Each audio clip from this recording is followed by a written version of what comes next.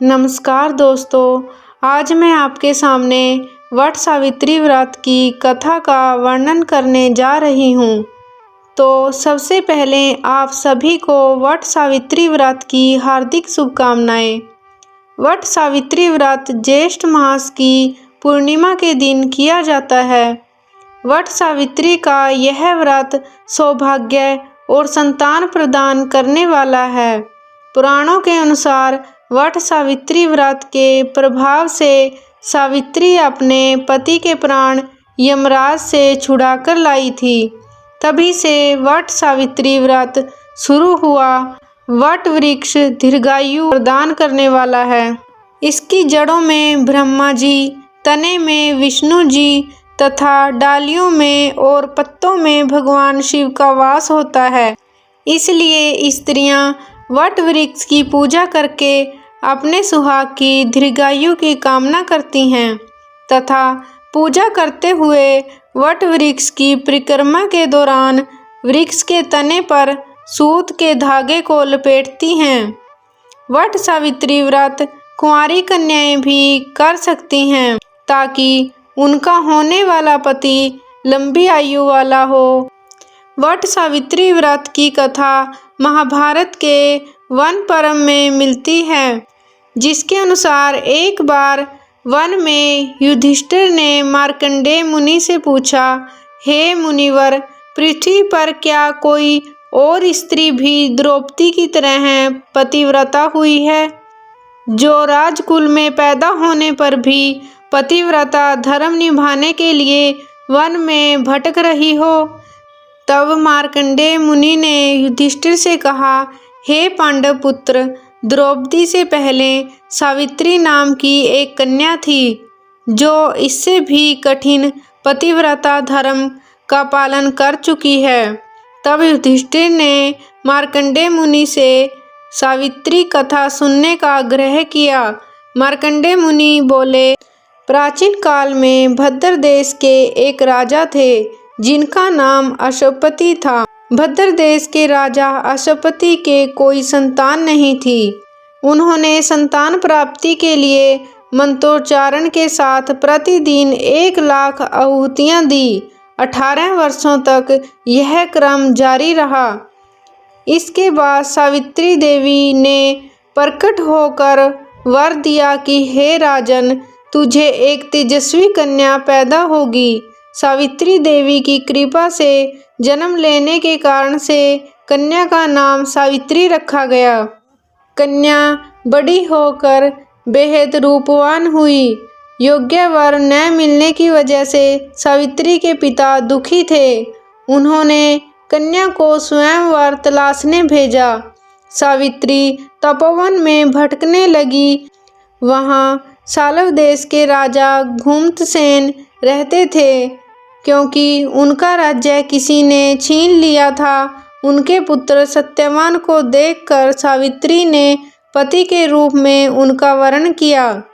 ऋषिराज नारद को जब यह बात पता चली तो वह राजा अश्वपति के पास पहुँचे और कहा कि हे राजन, यह क्या कर रहे हैं आप? सत्यवान गुणवान है, धर्मात्मा है और बलवान भी है, पर उसकी आयु बहुत छोटी है, वह अल्पायु है।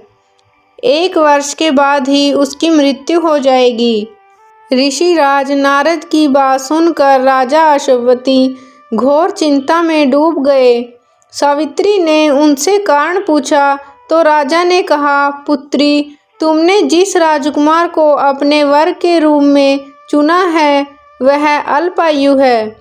तुम्हें किसी और को अपना जीवन साथी बनाना चाहिए। इस पर सावित्री ने कहा कि पिताजी, आर्य कन्याएं अपने पति का एक ही बार वर्ण करती हैं। राजा एक बार ही आज्ञा देता है और पंडित एक बार ही प्रतिज्ञा करते हैं और कन्यादान भी एक ही बार किया जाता है। सावित्री हठ करने लगी और बोली, मैं सत्यवान से ही विवाह करूंगी। राजा अश्वपति ने सावित्री का विवाह सत्यवान से कर दिया। सावित्री अपने ससुराल पहुँचते ही सास ससुर की सेवा करने लगी। समय बीतता चला गया। नारद मुनि ने सावित्री को पहले ही सत्यवान की मृत्यु के दिन के बारे में बता दिया था। वह दिन जैसे जैसे करीब आने लगा, सावित्री अधीर होने लगी। उन्होंने 3 दिन पहले से ही उपवास शुरू कर दिया। नारद मुनि द्वारा कथित निश्चित तिथि पर पितरों का पूजन किया। हर दिन की तरह सत्यवान उस दिन भी लकड़ी काटने जंगल चले गए। साथ में सावित्री भी गई। जंगल में पहुंचकर सत्यवान लकड़ी काटने के लिए एक पेड़ पर चढ़ गए। तभी उसके सिर में तेज दर्द होने लगा। दर्द से व्याकुल सत्यवान पेड़ से नीचे उतर गए। सावित्री अपना भविष्य समझ गई। सत्यवान के सिर को गोद में रखकर सावित्री सत्यवान का सिर सहलाने लगी। तभी वहां यमराज आते दिखे। यमराज अपने साथ सत्यवान को ले जाने लगे। सावित्री भी उनके पीछे पीछे चल पड़ी। यमराज ने सावित्री को समझाने की कोशिश की कि यही विधि का विधान है, लेकिन सावित्री नहीं मानी। सावित्री की निष्ठा और पतिपरायणता को देखकर यमराज ने सावित्री से कहा कि हे देवी, तुम धन्य हो, तुम मुझसे कोई भी वरदान मांगो। सावित्री ने कहा कि मेरे सास ससुर वनवासी और अंधे हैं, उन्हें आप दिव्य ज्योति प्रदान करें। यमराज ने कहा ऐसा ही होगा, जाओ अब लौट जाओ। लेकिन सावित्री अपने पति सत्यवान के पीछे पीछे चलती रही। यमराज ने कहा देवी, तुम वापस जाओ। सावित्री ने कहा भगवान, मुझे अपने पतिदेव के पीछे पीछे चलने में कोई परेशानी नहीं है। पति के पीछे चलना मेरा कर्तव्य है। यह सुनकर उन्होंने फिर से उसे एक और वर मांगने के लिए कहा। सावित्री बोली, हमारे ससुर का राज्य छिन गया है, उसे पुनः वापस दिला दें। यमराज ने सावित्री को यह वरदान भी दे दिया और कहा अब तुम लौट जाओ। लेकिन सावित्री पीछे पीछे चलती रही। यमराज ने सावित्री को तीसरा वरदान मांगने को कहा। इस पर सावित्री ने 100 संतानों और सौभाग्य का वरदान मांगा। यमराज ने इसका वरदान भी सावित्री को दे दिया। सावित्री ने यमराज से कहा कि हे प्रभु, मैं एक पतिव्रता पत्नी हूँ और आपने मुझे पुत्रवती होने का आशीर्वाद दिया है, तो बिना पति के यह कैसे निश्चित है। यह सुनकर यमराज को सत्यवान के प्राण छोड़ने पड़े। यमराज सत्यवान के प्राण छोड़कर अंतर्ध्यान हो गए और सावित्री उसी वट वृक्ष के पास आ गई जहां उसके पति का मृत शरीर पड़ा था। सत्यवान जीवित हो गया और दोनों खुशी खुशी अपने राज्य की ओर चल पड़े। दोनों जब घर पहुँचे तो देखा कि माता पिता को दिव्य ज्योति प्राप्त हो गई है। इस प्रकार सावित्री और सत्यवान चिरकाल तक राज्य सुख भोगते रहे। अतः पतिव्रता सावित्री के अनुरूप ही प्रथम अपने सास ससुर का उचित पूजन करने के साथ ही अन्य विधियों को प्रारंभ करें।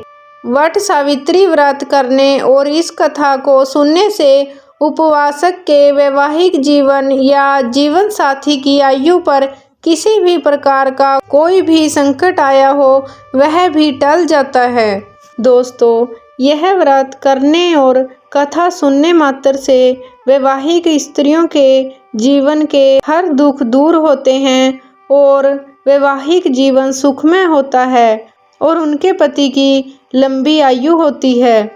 तो अगर आपको यह वीडियो अच्छा लगे तो प्लीज़ चैनल को सब्सक्राइब करें, वीडियो को लाइक करें, शेयर करें, कमेंट करें। जय माता दी।